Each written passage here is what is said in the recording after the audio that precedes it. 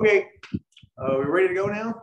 Yes, we are. Okay, let's see. I'm Mike Steirnagle, and I'm going to do this demo here for you in the next hour or so.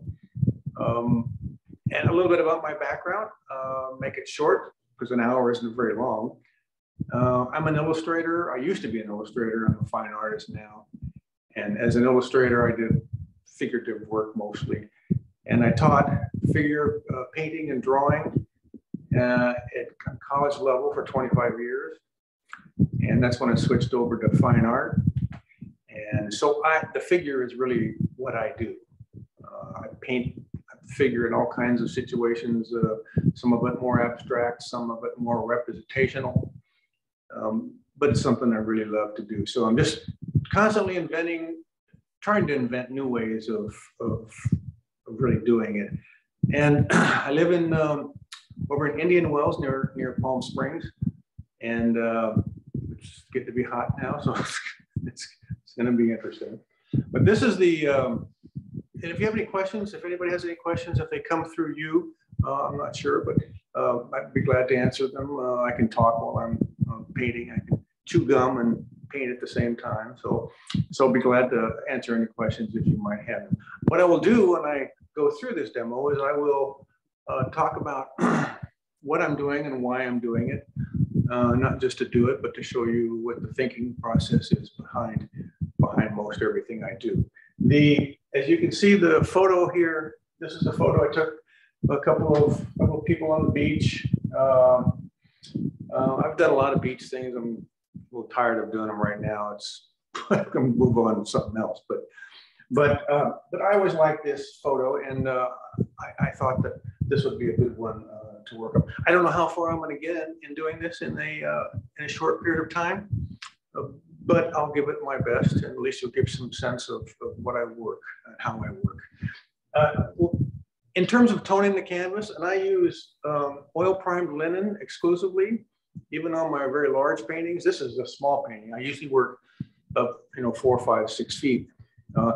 So it gets a little pricey, but working on oil primed linen has a quality to it that if you've ever tried it before, you never go back to really regular canvas. So it's Clausen. Clausen is the manufacturer. And first thing I do is I kind of choose a palette. And since it's a very cool palette, there's going to be a lot of blues and greens and that sort of thing in there. However, I can push the palette, push the color in any way that I want. If I have a light source that is warm, then normally the shadow sides are on the cooler side, as you know. But I can also choose to make a cool light and go with warm shadows. In this situation, the sun is relatively low. And so, the light source is usually warmer on a lower horizon because of the atmospheric conditions and the light going through, and it warms up and then thereby cooling down the shadows. So I'll go with a relatively warm light side and a relatively cool shadow side. I use the word relative because that's what it is. You can have an overall cool painting or a warm painting, and you should decide what that's going to be. At some point, one should dominate. If you have equal warm and equal cool, it's sort of like dealing with shapes. You don't want the same size shapes either. It's the same kind of concept. So anyway, I did this in charcoal. I used fine charcoal. I did the drawing. I worked out a sketch first, which I usually do. Not this large usually. It's more of a thumbnail, but half that size. I did this because of this demo I was doing. And it's fairly rough, but at least gives me a sense of the figures and where the light and where the shapes, the major shapes are going to be. Since the lighting is coming from on my right side over here, everything in shadow is going to be a cooler tone. The dresses, I can change colors if I want to. I normally don't go with the same colors that are there. I may push that, I may not, I don't know. This is a blue dress, obviously. This is a white dress, comes across pretty violet because of the being in shadows. So let's stay with sort of the way it is now and see what happens. Maybe I go a little bit peaker on the on this dress over here. So, you know, I work from back to front. Some people ask me, well, do you tone your canvases before you paint? That depends. If I'm trying to create something that has a lot of luminosity in the paint, I want the white of the gesso or the oil primer to come through, which makes the colors much stronger if you're using transparent colors. So I don't really tone most canvases. I usually block in everything fairly quickly in the process using transparent paint. That's one of the problems. A lot of people do that. A lot of people use opaque paint much too readily. Use the opaque paint as you build up your whites.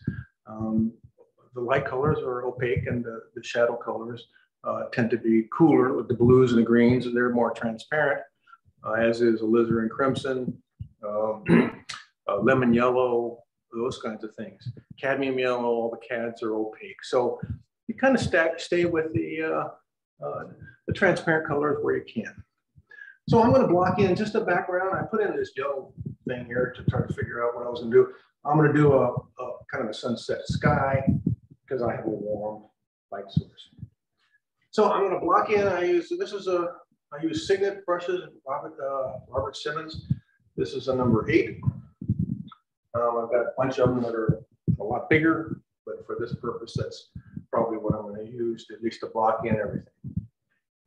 So I'm going to take, I use classic oils. Classic oils are, they're a brand that you buy directly from the manufacturer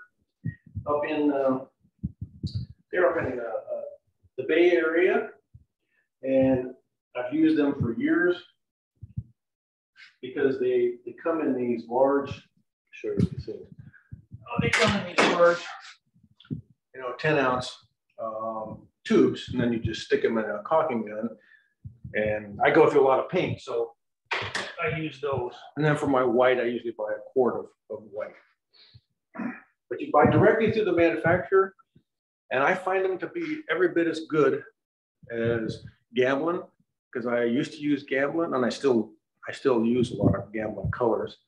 But I find this to be, pretty equal in terms of their vibrancy and color.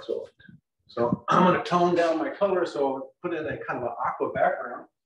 So instead of just going with this is phthalo and mixture of phthalo and phthalo green and phthalo blue, which, as you know, they're really intense colors. So I want to tone those down. I can tone them down with, I always decide, well, what do you want? You want to knock back the color somewhat. The opposite color of blue is orange. So if I throw a little tiny bit of orange in here, then it grays it down to that point. And it also pulls the color from the background into the water.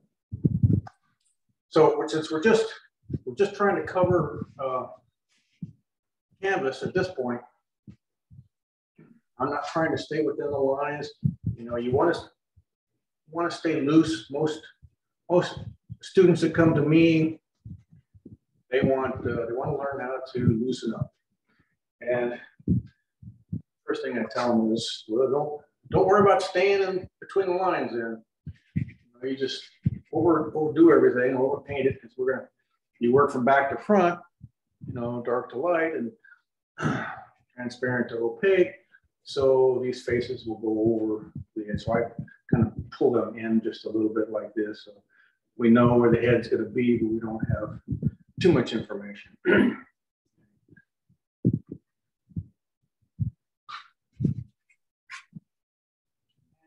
So now there's a wave that comes in here, and I'm going to do a violet sand. There is a lot of violet in there. There's a lot of violet colors in sand when you have late afternoon light. So I'm going to put in maybe a little bit of, let's see, put out any alizarin crimson. And while I'm talking here and doing this, I will tell you my palette consists of titanium white, lemon yellow, which is called it's called something else at Gamble at Classic Oils, but it's basically lemon yellow, a transparent yellow. So I'm going to add some alizarin crimson to this blue that I already had, and this creates kind of a grayish purple. I use a little bit of liquid in doing these underpaintings, at least for demos and stuff like that.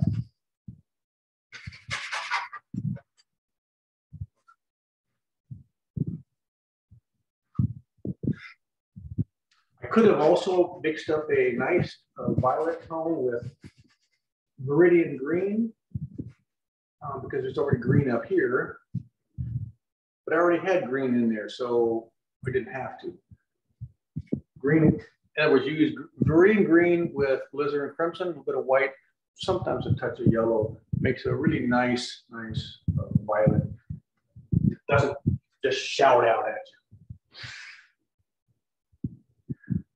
you. Yeah, I try to mix up enough paint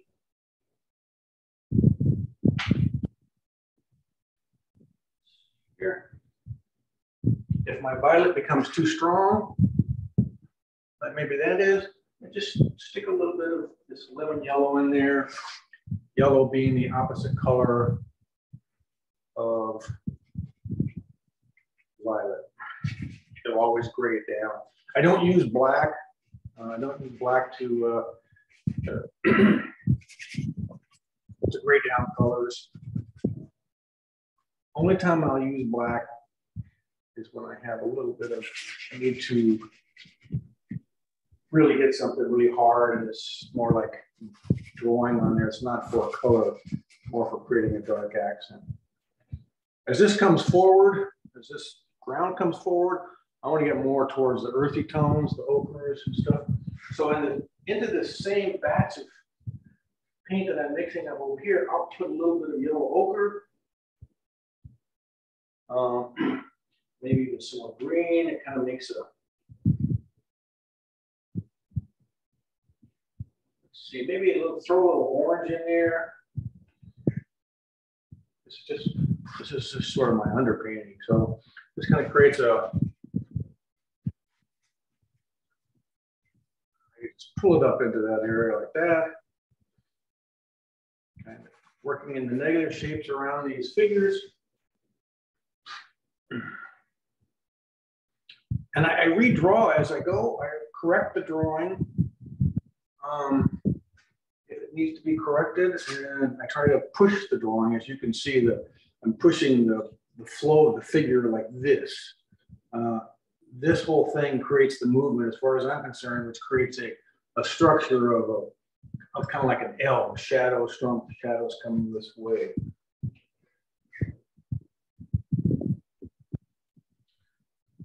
And put more of this.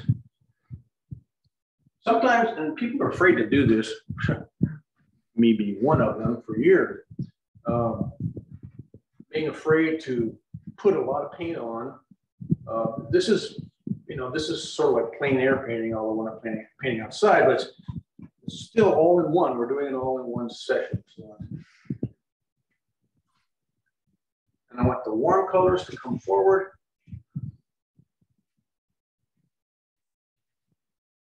So I'm going to add a little bit more orange and maybe throw some pinks in here. A little bit of white. So you can pink in there, maybe throw a little bit of orange in there too. And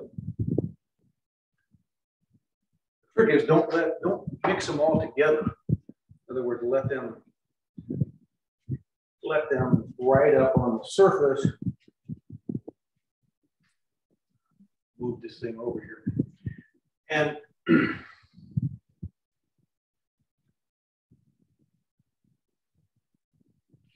so, and I'm going to go ahead and put in a shadow tone in there right now. Working. Put on my gloves.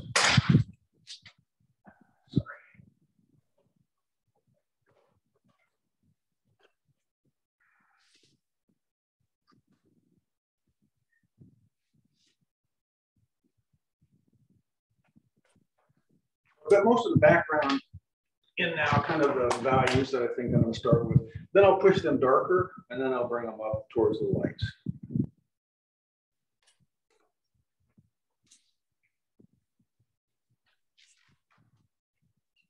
Okay.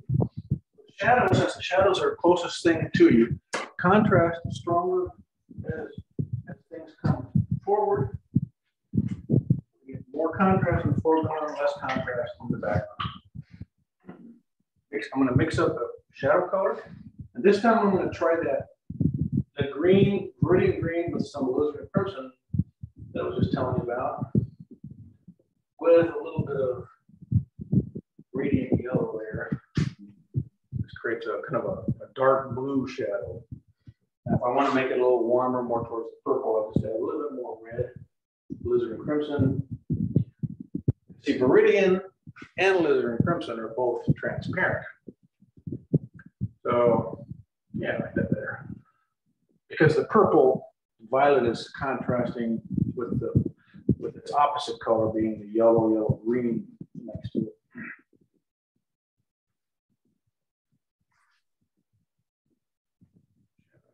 Here, overpaint your edges.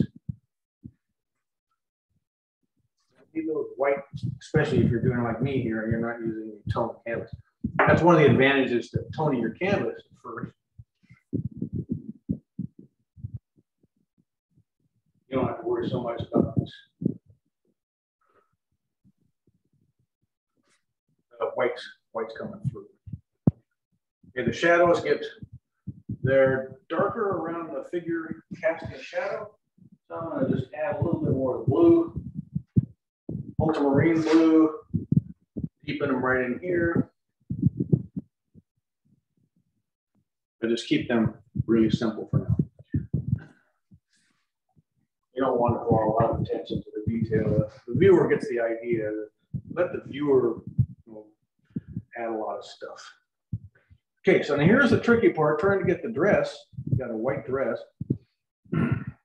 It's basically in the photo, it's almost the same value as the stuff in the background.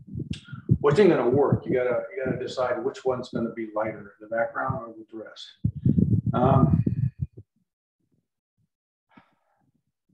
I don't know yet. Let's use white. Let's take. This is going to be more towards the pink dress, just so it's not just white. So if you, it's a violet, but it's pretty strong violet. So add a little bit of yellow to it, and a little bit more, maybe some blues of cobalt blue. Yeah, that's better for now. So I'm just going to drop in everything that's in shadow, all the way from here. See how there's no separation there, so I gotta fix that eventually. But right now I don't care.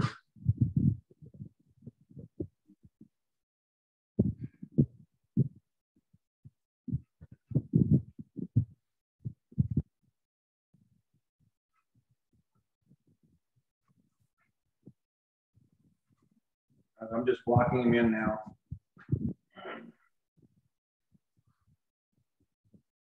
Clearly, I'll be coming up a lot lighter in value, so I'm going to go ahead and do that now since we're on a limited time budget here. So I'm going to add more white.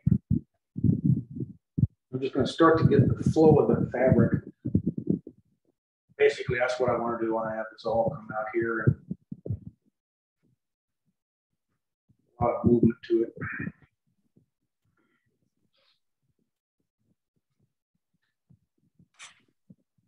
Arm. The flesh tone is all in shadow too. So I'm going to use the same colors that are here.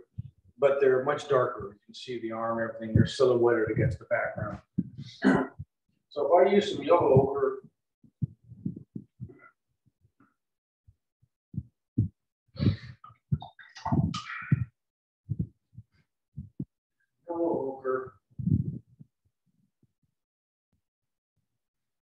add some alizarin crimson, and I tone it down with some green, opposite color of red.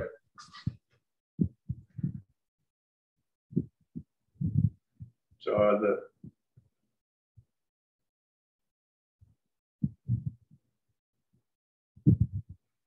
want to go a little bit darker, so I'm going to add a little bit more green. I'll have to come in and do the background lighter in just a minute.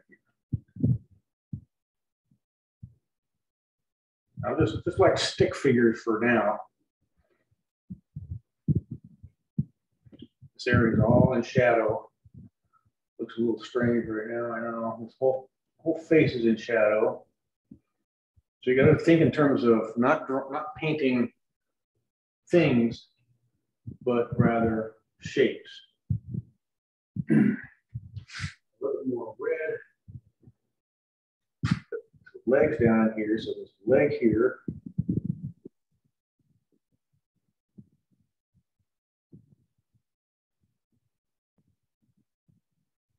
Try to keep it really, really simple and not fuss with it at this point.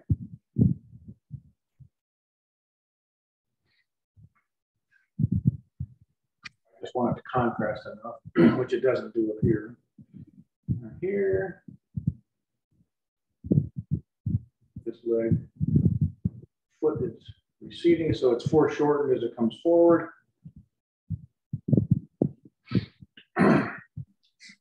Her hair is darker color that kind of fuses with the shadow underneath the hat. So if you trust the shapes,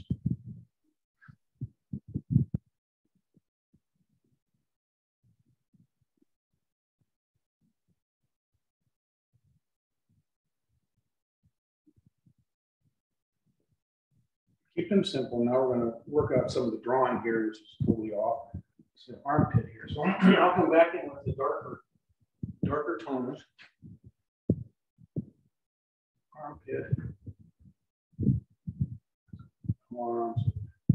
Goes all up here. I see what's going on. Sometimes it's helpful just to scrape off an area. Come back in and restate, which I'm going to do. I'm going to restate the background with my gray tone that I just was using.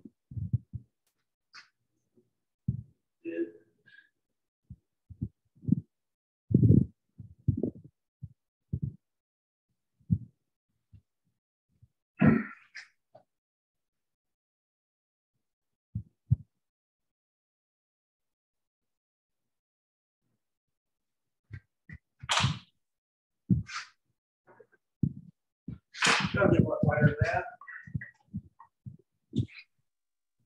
So I'm just going to have to go to a much stronger contrast. Otherwise, I'll be here all day long trying to get back to a lighter value.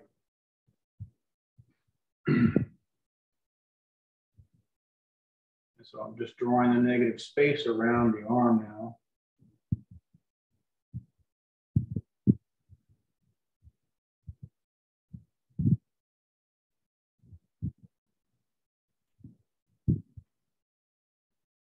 Using straight strokes.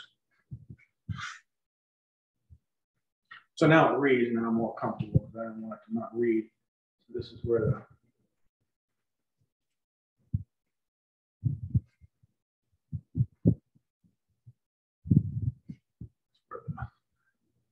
foam of the water is coming down here.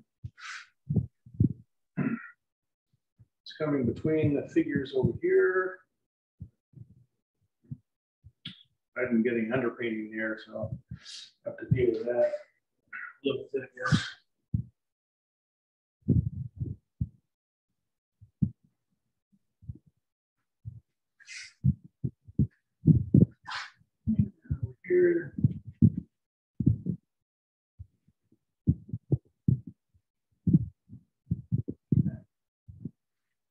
Now I'm going to restate this darker so I can make this lighter, because I think that will work better. So I'm going to take the blues,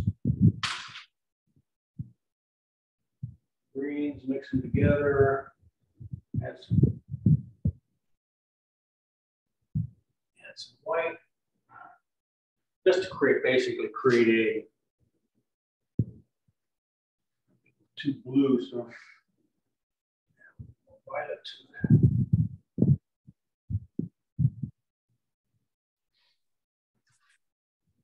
Now we're going to work on the drawing here. Come from this way here, so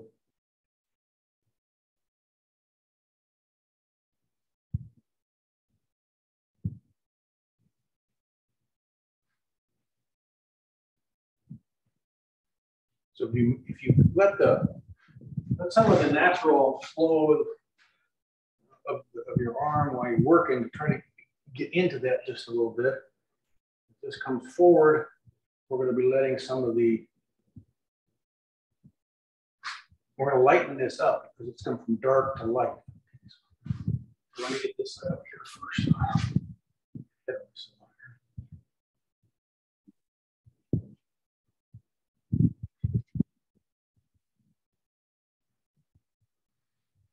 Come down, we're going to lighten it up, get a little bit more towards the violet here.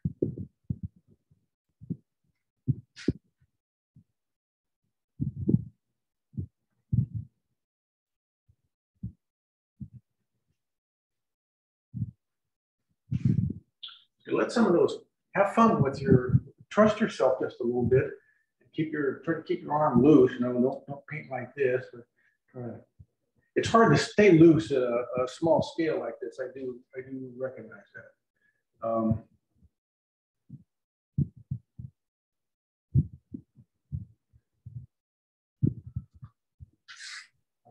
Just a little bit more.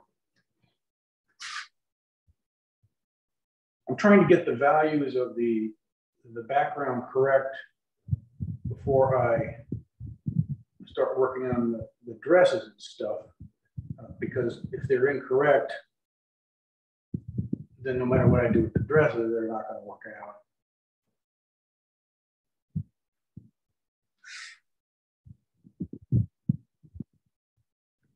I'm going to push the warmth in here. I'm going to take a little bit of this yellow and orange and kind of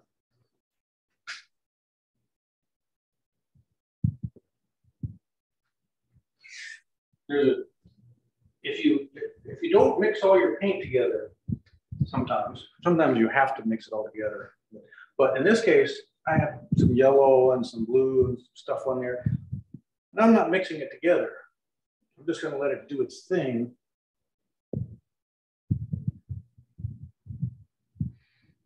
And to help create that kind of texture that's on that's in the water. Particularly, it stays a little warmer right around the shadows too. And then the same is true down here. So it helps to create a lot of movement if you let your brush strokes and stuff really work for you.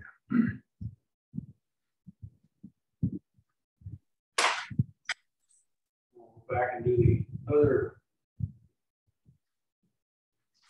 this other leg over here, which is in shadow.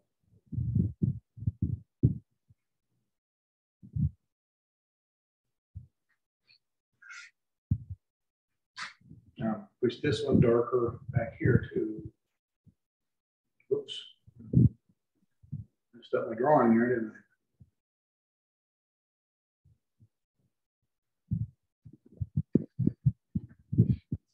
If you have to come back in and work and fix your drawing and paint, just take off a little bit of the excess. Your drawing's still there. You can choose off that excess still. So you'll have some tooth, get some canvas back in there, and then you come back in and correct it.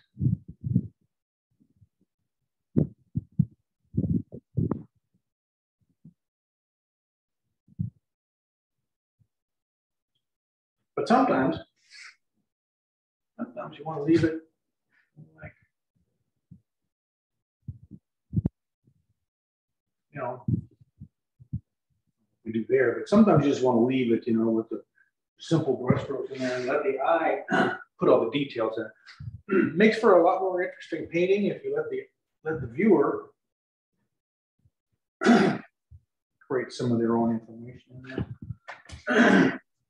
They fill in, you know, the brain is great for fill in all that stuff. You don't have to, unless you're a, you know, a realist, you don't have to put every little detail in there. It works much better if you don't. The trick is figuring out what's important to put in and what you can get away with leaving out.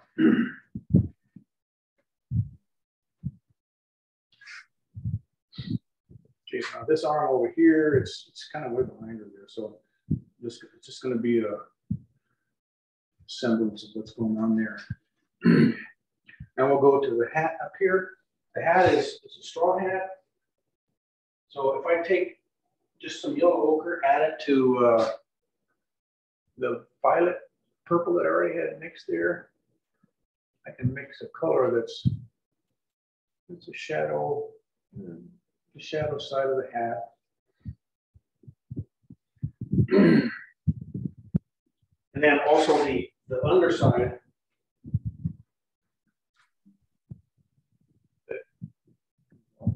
Here, so the hat goes all the way around. That's what the deal is there. Now on the light side, then I'm gonna. That's where you start pushing, you know, with the warmer colors.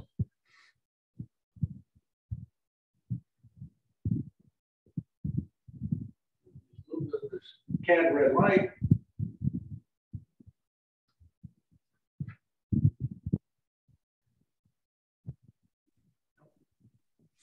Question. I want that.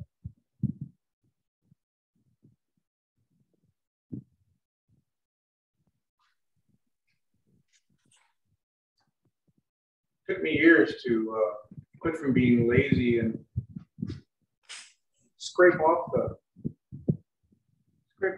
color that doesn't work. Particularly when you're working with the light tones.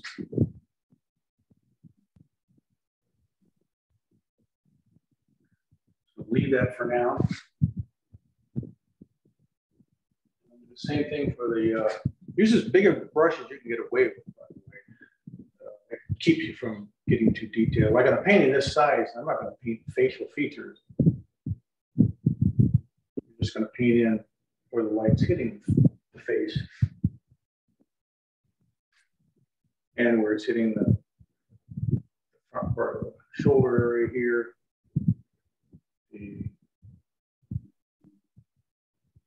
I'll have to pop those out later, either by dealing with the background or bringing that color up to a lighter tone.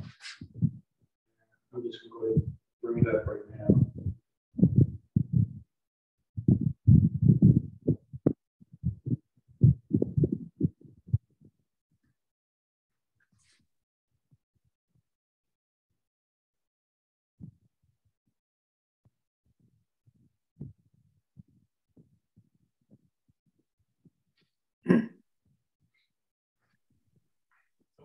We're going further. Let's now move to this figure. Now, I don't necessarily have to use the same shadow colors, the flesh tone that I do have here, that over here. I might go with something totally different, and I think I will. I'm just going to make a green base color instead of a red base color.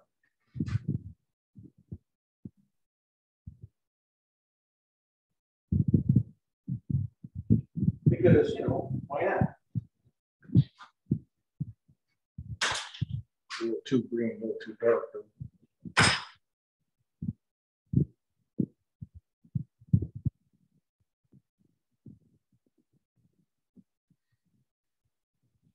People think that flesh tone, they always ask me, what colors do you use in flesh tone? Well, you use whatever's going to work for you based on the palette and the rest of the paint. You know, flesh tone, you can get away with using any colors you want, basically.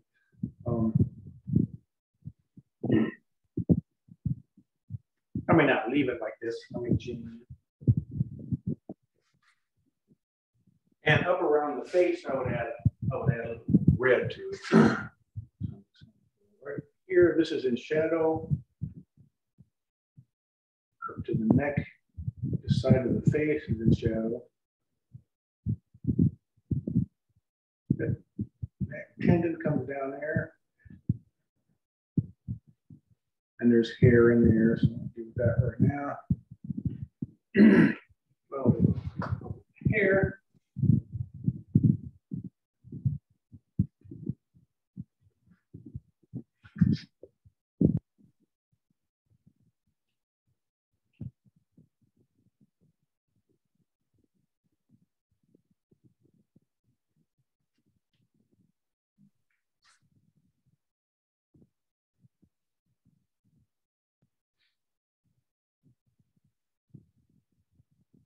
I got some of this real dark color here.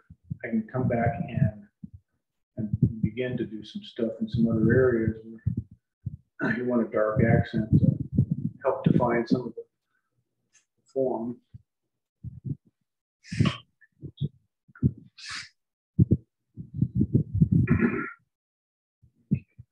Now let's do the dress.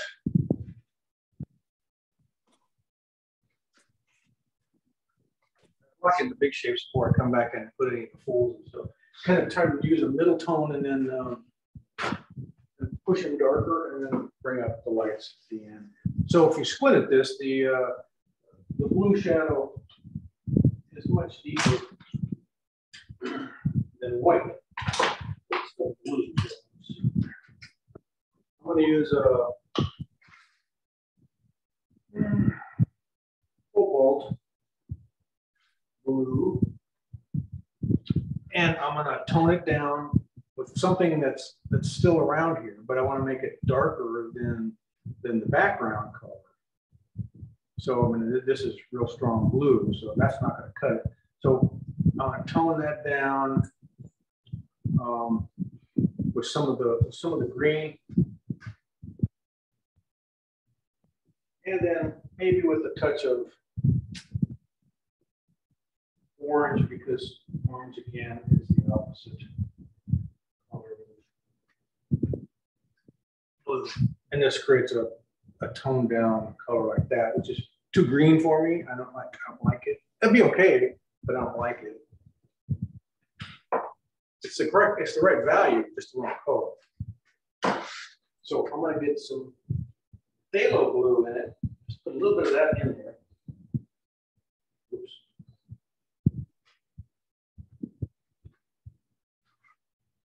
Got too much weight. We'll go back and make it darker.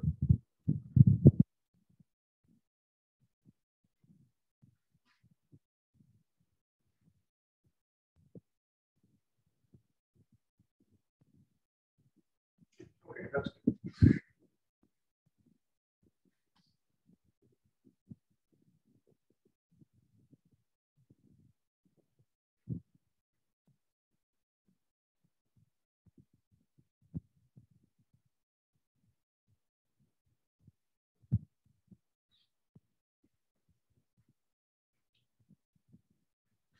Shadow, the core shadow is coming through here, like this, catching in some of these folds that are coming this way. You make yourself crazy if you try to copy all those folds the way they are. What you really want to do is try to capture the way they feel, not necessarily the way they are. Every single, if you put on that detail, it doesn't matter unless you're doing, again, unless you're doing super realistic work. Like I say, it's darker right around the core. Core is where the light changes to shadow.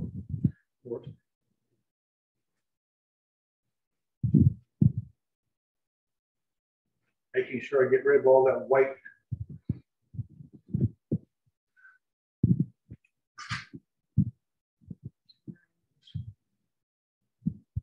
How are we doing on time?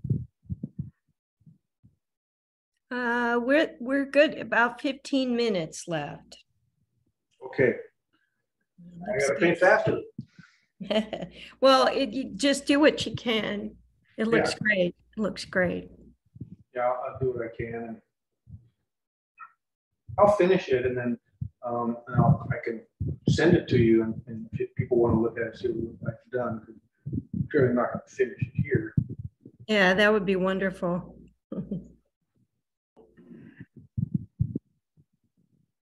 Okay, so on the light side, you can make a warmer blue, but you can't make a warm blue that goes to green. So what do? You add yellow and it makes green. So if you add just white, it makes a light white. What I'm going to do, this is just the lazy man's way, I guess. I'm going to take a little bit of this phthalo.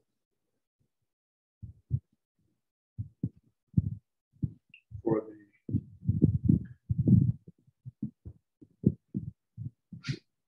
the right side here. I can get away with adding some yellow in there and still have it come across as dress. But I'm going to do this first.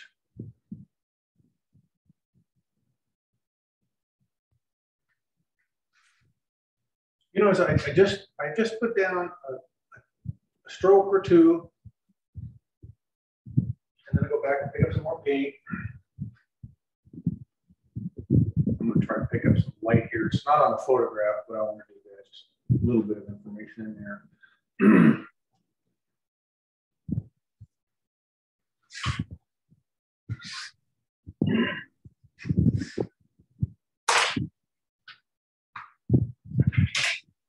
More white.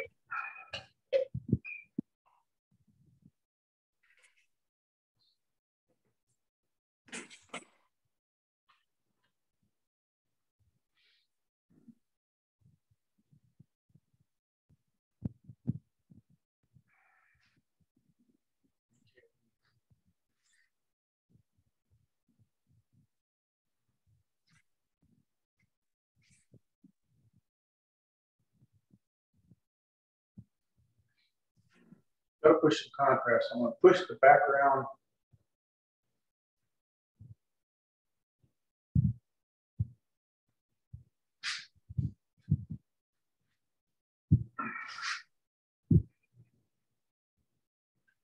Well, I don't really have time to do that, but let me put the waves in here. The waves are just these waves that are coming in like this. So it's, I usually use a lot of liquid to do that. Really slop it around. You don't have to use liquid. You can use linseed oil or anything. Oh, I don't like linseed oil, but some kind of oil.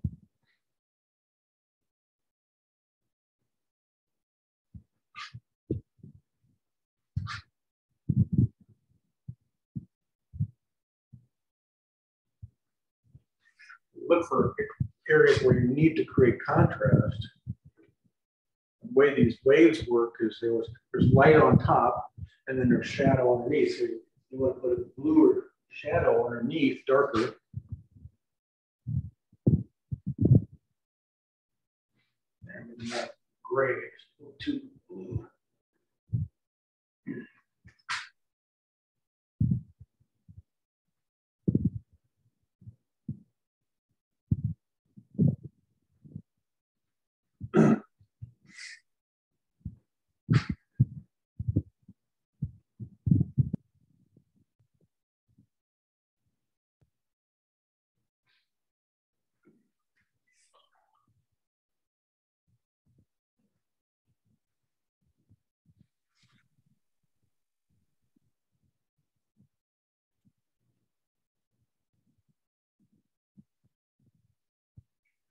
I'm not going to mess with that because I don't have time for it. So now to put the folds in the dresses, I'm going to take this dress here, and I'm going to push the dark just a little bit. I'm going to take some livid crimson.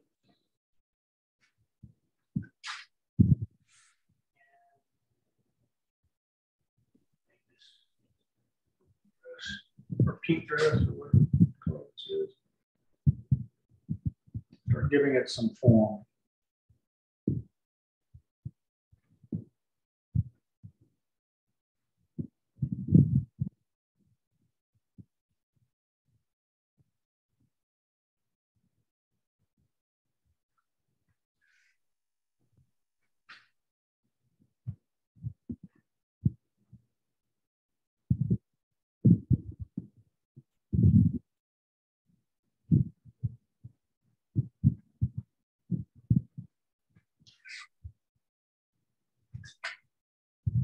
I'm working, really fast here. I don't normally work this on a small painting I would, but on bigger paintings, you got to mix up an awful lot of paint to do all this, so it takes a lot longer. Okay, so you push the darks back. Now we'll bring them up in the lighter value, so we'll have 3 different values. The tone we put in to begin with, the darker shadow, and then the lights, which I would add blue to because the sky is blue.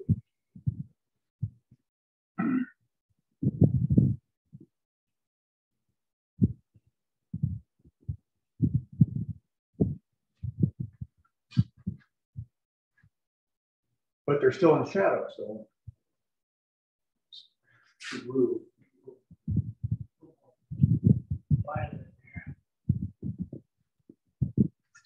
So if you understand that concept, it's blue sky, even in the shadow area, it's going to reflect the sky.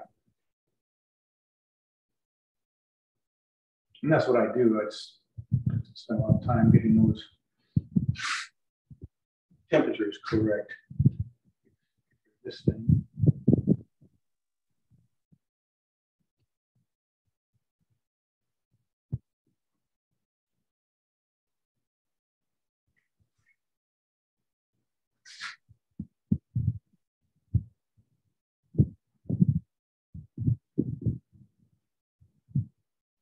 So the motif, which is the repeating shapes or patterns that you see, the dresses go with the water, and so I'm trying to echo that.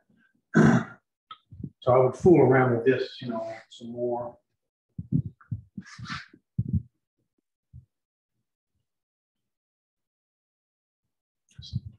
That was a mistake. Like that. Not thinking.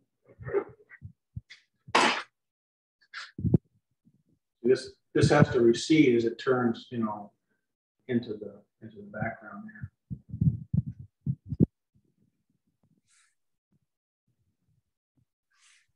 We're going to do the same thing over here.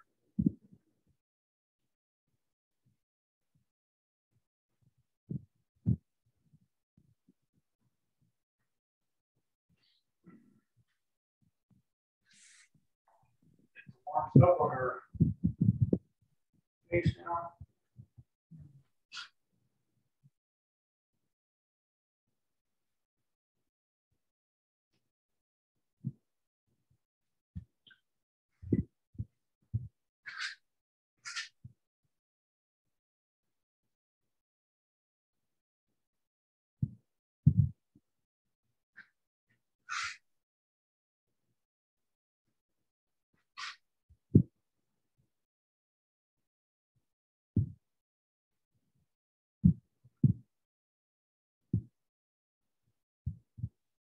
Toes catching light.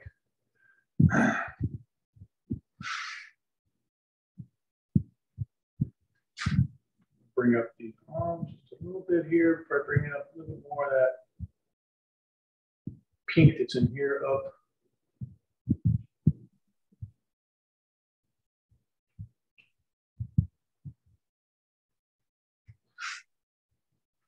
So I just added a little bit of blue to that and white, tiny, just a tiny bit of white.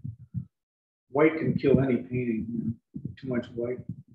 Every time you add white, it takes color out of lightening out. And we'll do the same thing with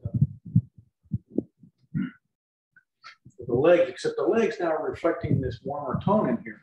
So I would add a lot more orange to this leg.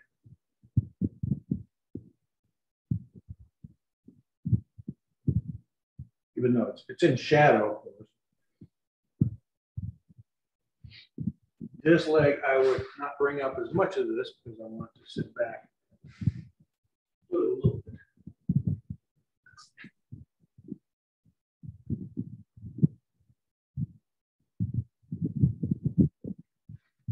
Clearly have to come in and work on that drawing.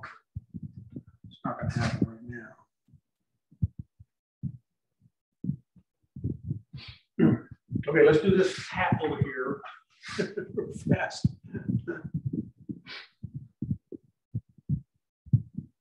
Orange with transparent red oxide, or it's basically just burnt sienna, but I like it much better than burnt sienna.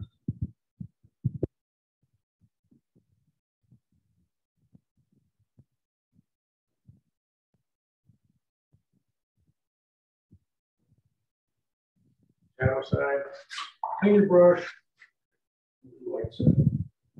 Add me more orange. Yellow in here.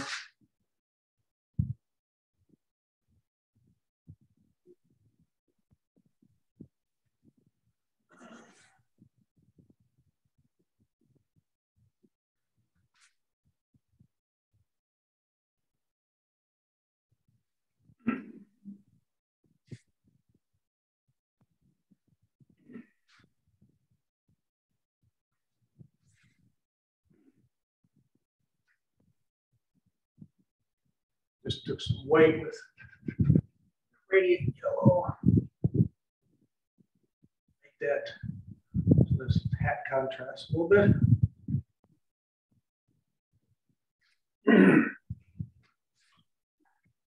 Now, if we have a few minutes, I'll do this. If we have a few minutes, I can just add some stuff to this guy. It's okay.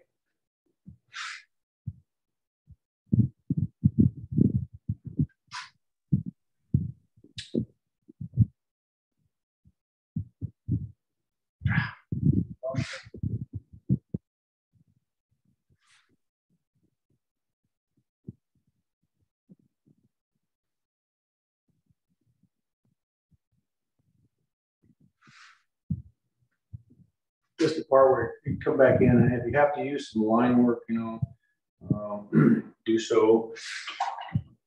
Accent some areas and pull stuff forward.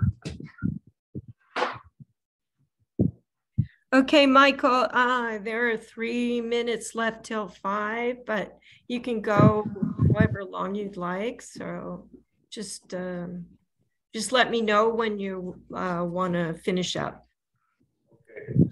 Looks beautiful. Take it a little further here.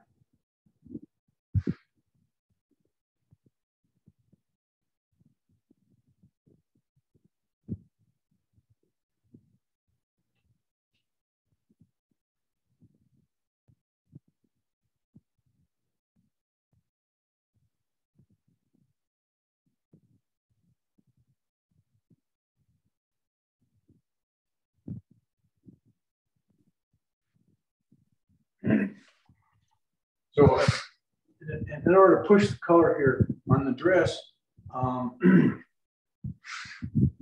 instead of just adding more white, because just adding more white doesn't do much after a while. So you have to add color to it. So I'm just going to put a touch of yellow in here.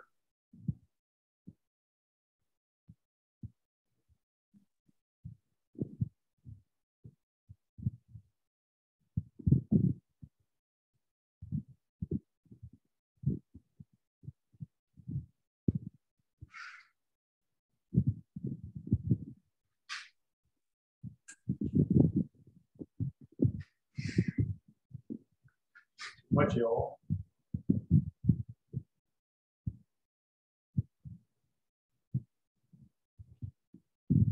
As best you can when you're working it, particularly when you get to the stage where you're trying to polish up some areas, make some stuff come forward.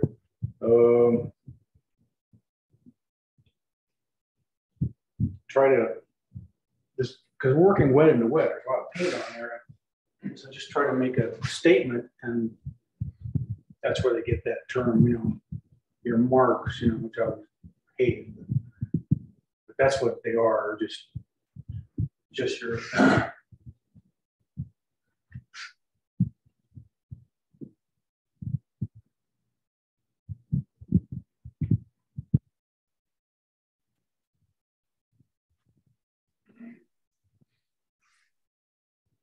and one of the fun thing to do is they've got the wet sand here. You can create some cool effects of their casting shadows into not the shadows, but the reflective light into the sand.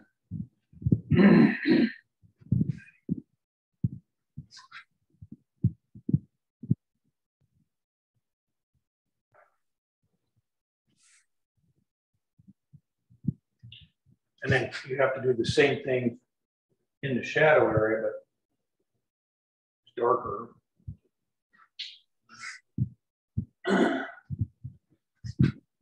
Painting here.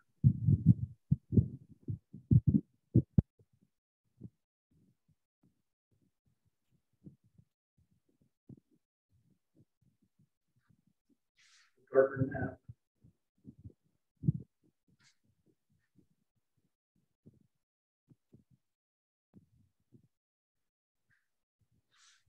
So now just try to hit some accent points.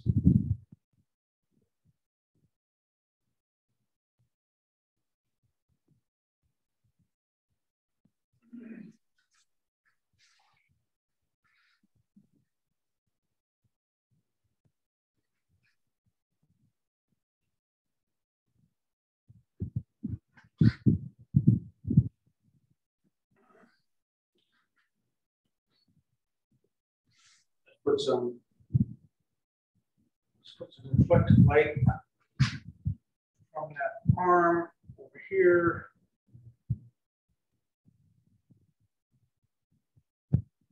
Underneath the breast here, because it always picks up light coming from the ground. So that's a good way to show a more form. When you have these folds like this, you can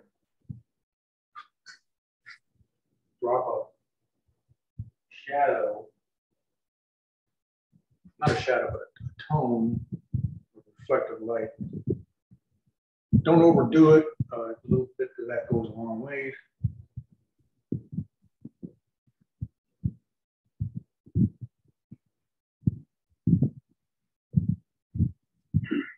So don't be afraid to, you know, let your brush work do that too sometimes.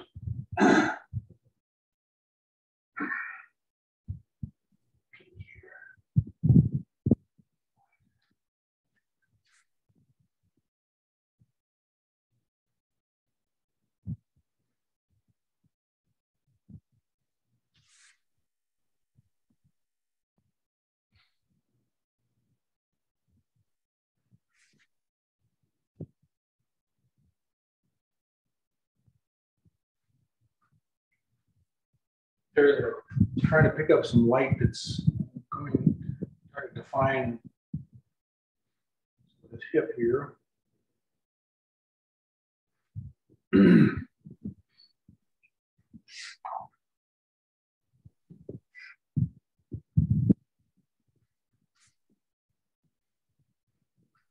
It's really strong there, and I know that. It's too strong. I'm going to try to balance it by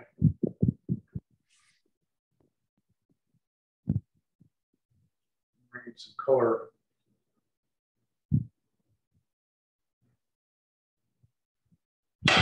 White around.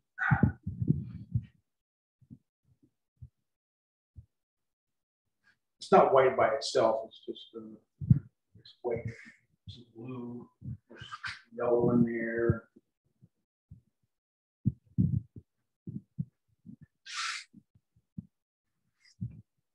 This is what you do when you're trying to pull out something and you see it's falling back into the pull it out.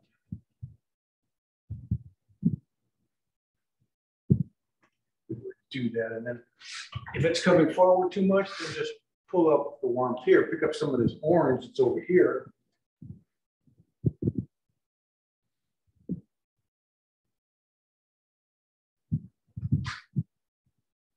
First, I'm gonna put a half tone in here. Make that half turn a little easier. Okay, now take the orange, a little bit of this, a little bit of that.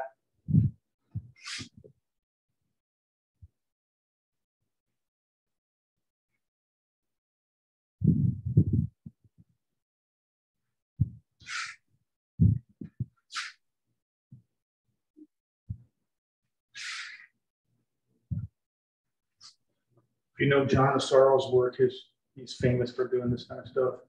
They all got it from Sororio and other painters. Peggy Noel, she does a lot of these small little beach paintings. Thought these kind of things.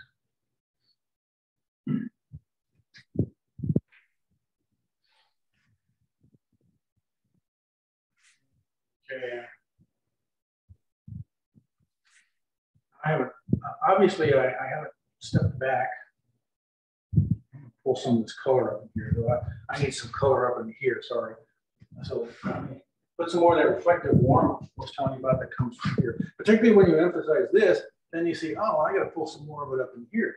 So like anything that's facing down, underneath the breast here, you can put a little bit of light there. This big old fold here, there, that thing there, like this. A little bit of that gives us some form. The same is true on the shadow side of the faces.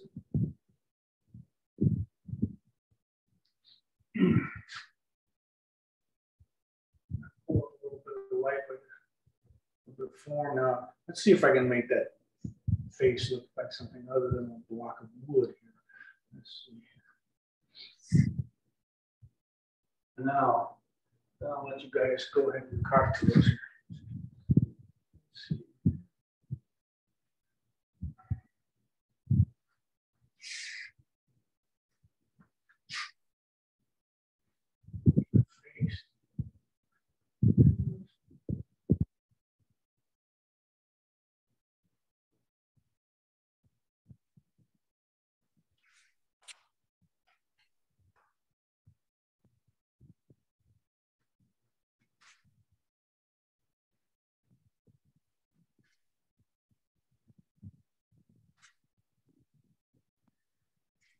This is a case of there's too much paint on there to get any kind of facial features. So strip that excess off.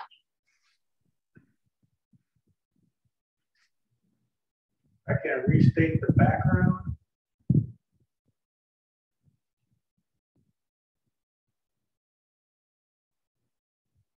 And then try to bring pretty small for trying to get much in the way of facial features, but I do want to look stupid.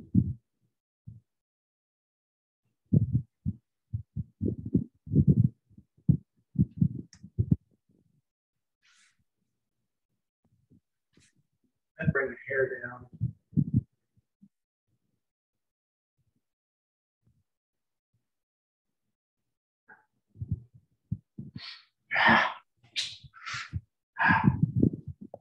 Always something.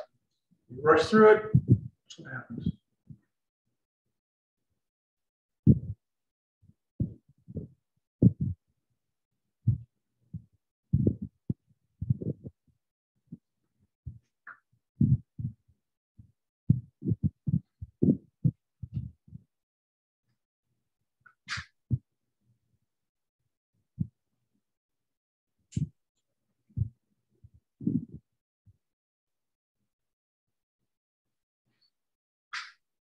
Well, that's enough for it to read here.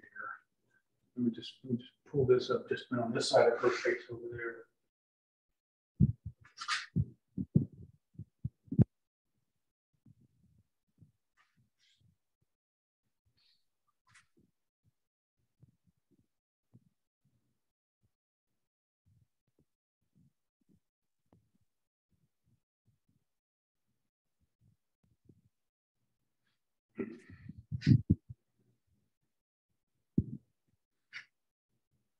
See if I got any white things showing. Anyway, that's sort of it. Is that enough? Do you have any questions or anything? Yeah, that's gorgeous. That's beautiful. The drawing off to your right there. So I take it you did that a while back. Over here in eat. I did that earlier today, just to, just to figure out what I was doing here, make sure I got my shapes working. And then I worked on the design. I wanted to figure out, well, I got to push these figures this way so I could get this movement like that. So it's basically just a large thumbnail. Yeah. So was that for value purpose or just? Yeah, pretty much for value and for a little bit of drawing. I was trying to figure out how to, because she's got a lot of, and I didn't capture it. In fact, here, I didn't go back and look when I didn't step back and look, and I should have, but I've got kind of tight space. Her hip comes out much further,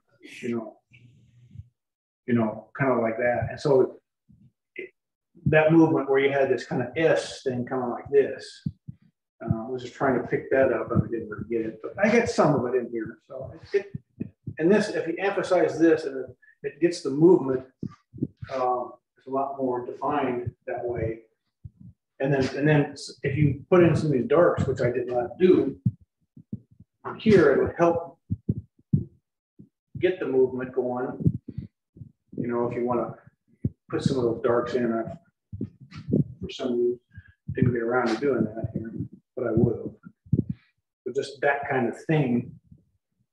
But that means having to step back just a little bit and figure out what you're doing. Also to emphasize, create some more contrast by creating a core shadow in these areas. It gets a little bit more form. Coming back in and restating those kinds of things. So, yeah, the drawing is just wonderful, just beautiful. The colors are gorgeous. So yeah, beautiful. Well, it's when you do these things, as you know, they're a hit or miss kind of thing. Yeah, just beautiful. Bring up these colors right here, bring up that arm. So when I said before about just trying to where to do things so that they make a difference, like do I need to put that little bitty hand in there and define everything? No, not really. So a lot of it can go away. I'm just trying to get the gesture, the movement, and some of the color and the sense of where they are. Yeah, very nice, beautiful. Thank you so much. Oh, you're welcome. You're welcome. Thanks for having me. Yeah, very nice. We will have a recording a little bit later on, and then we put it up on our YouTube channel, and I can let you know where that is if you would like. Sure, yeah, and let me know, and I'll finish this up and take a picture of it and send it, and so you guys can see what I would do with it from here on. I wouldn't do all that much more, but there are some color issues and work on. I would do some. Yeah, that would be wonderful. Yeah. Very nice. Thank you so much. Okay. All right.